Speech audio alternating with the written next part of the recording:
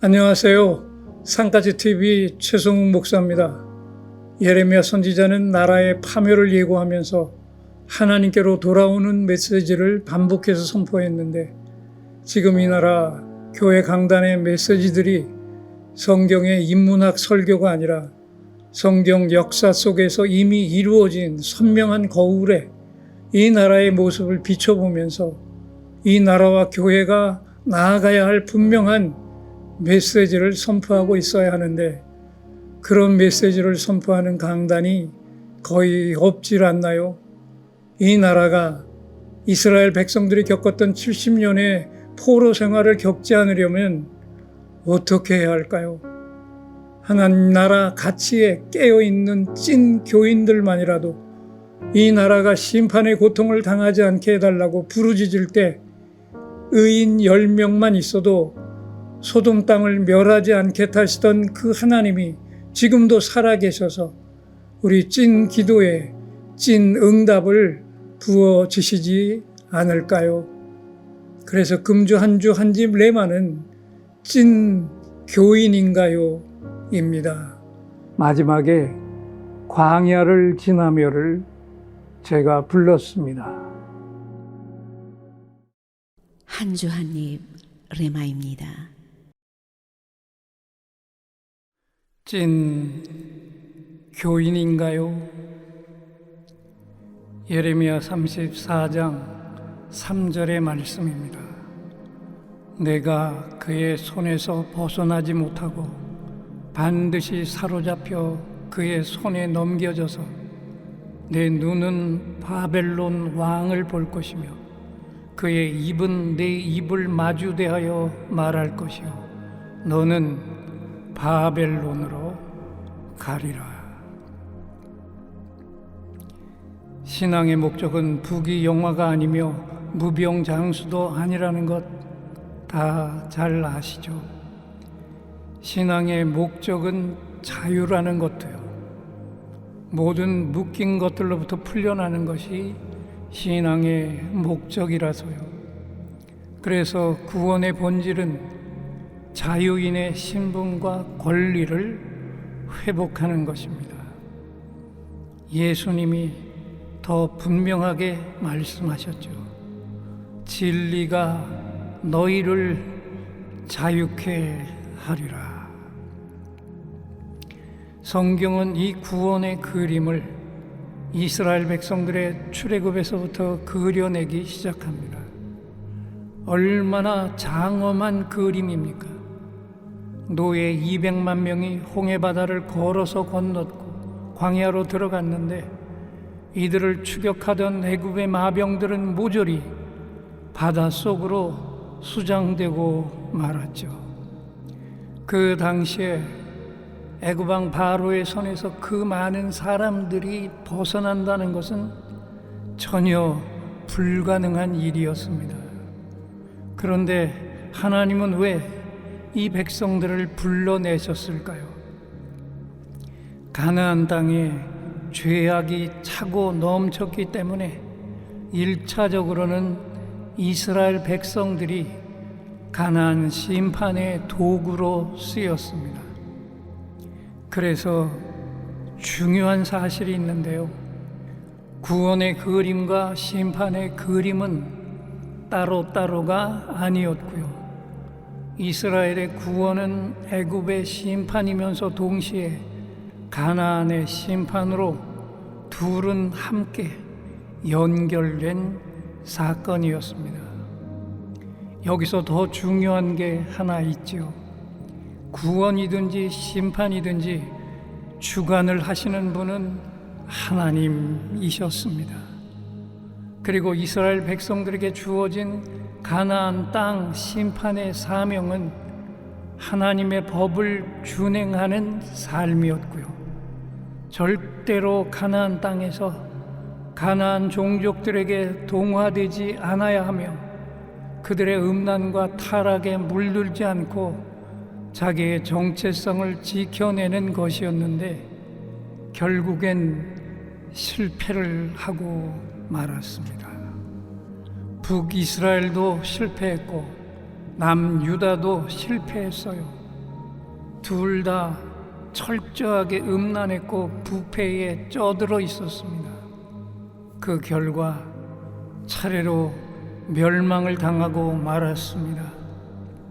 바로 이때 하나님의 찐 선지자 예레미야는 나라의 파멸을 예고하면서 하나님께로 돌아오라는 메시지를 반복해서 선포했는데, 저들은 한결같이 이 소리를 들으면서도 돌이키지 않았고 결국엔 망국으로 치닫게 되었습니다.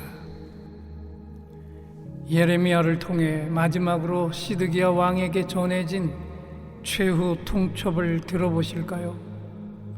내가 바벨론 왕의 손에서 벗어나지 못하고 반드시 사로잡혀 바벨론으로 끌려가게 될 것이다. 여기서 잠깐 생각을 또 해볼까요?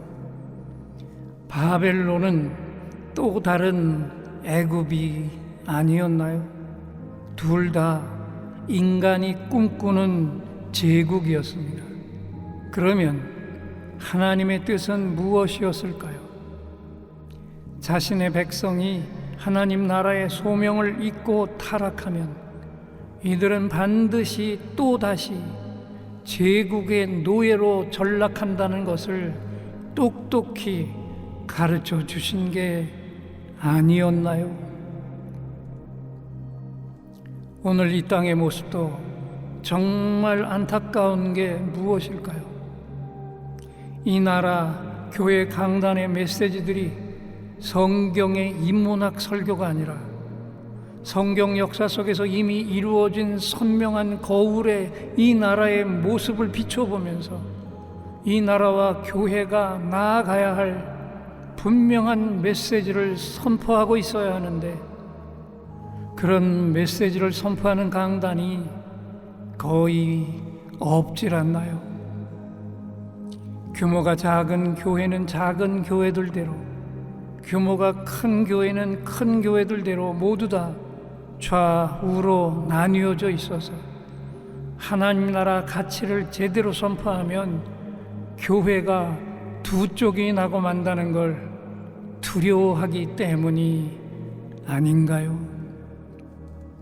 그러니까 강단의 메시지들이 둘이 뭉실하게만 선포되고 있어서 교회가 하나가 되질 못하고 있는 이때, 정말 어리석은 이 땅 지도자들은 그 틈새를 파고들어 교회를 폐쇄시킬 수 있는 국보까지 만지작거리고 있지를 않나요?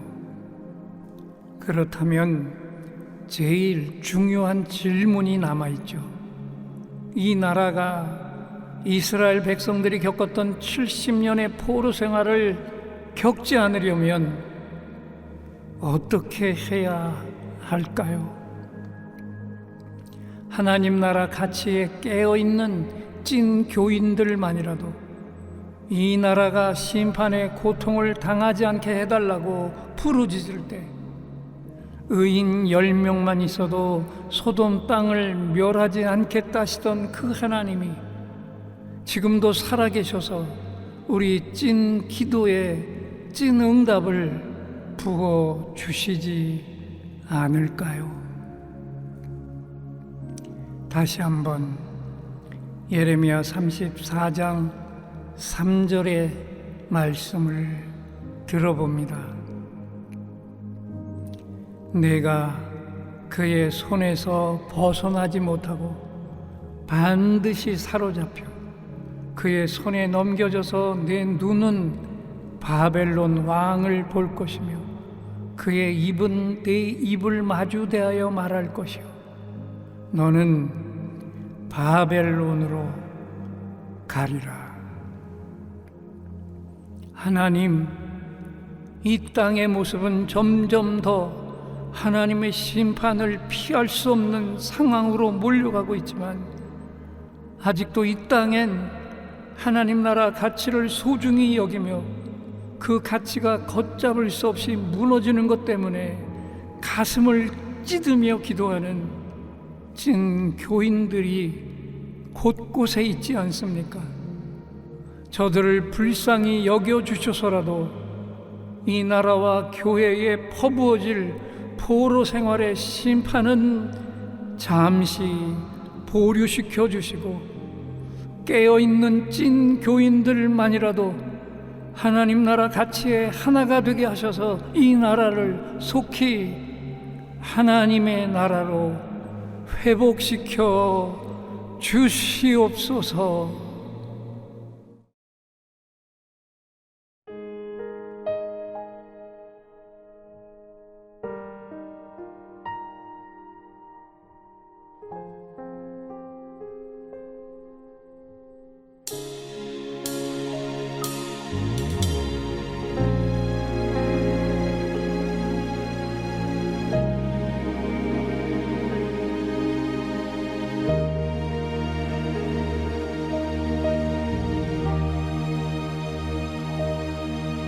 왜 나를 깊은 어둠 속에 홀로 두시는지, 어두운 밤은 왜 그리 길었는지, 나를 고독하게, 나를 낮아지게, 세상 어디도 기댈 곳이 없게 하셨네. 광야에 서 있네. 주님만 내 도움이 되시고, 주님만 내 빛이 되시는, 주님만 내 친구 되시는 광야. 주님 손 놓고는 단 하루도 살 수 없는 곳, 광야에 서 있네.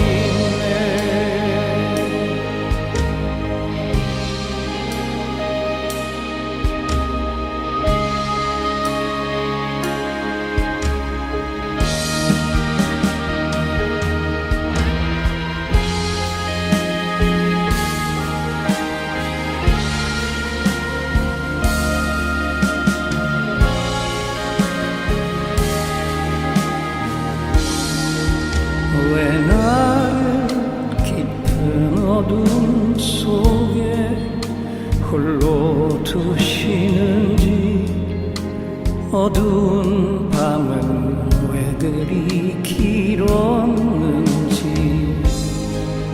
나를 고독하게, 나를 낮아지게, 세상 어디도 기댈 곳이 없게 하셨네.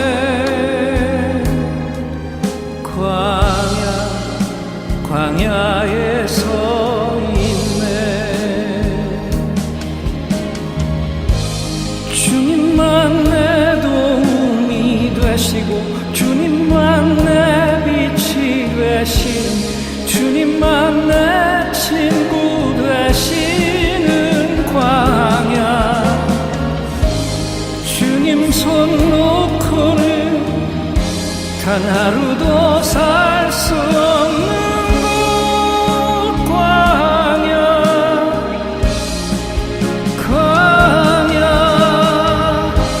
주께서 나를 사용하시려, 나를 더 정결케 하시려, 나를 택하여 보내신 그곳 광야. 성령이 내 영을 다시 태어나게 하는 곳,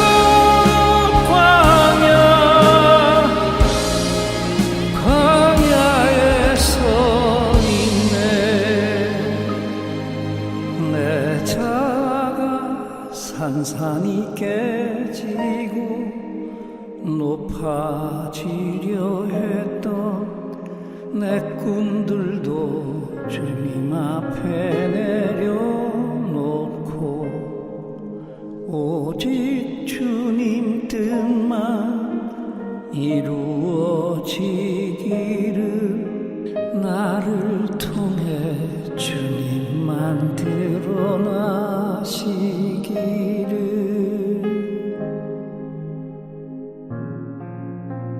광야를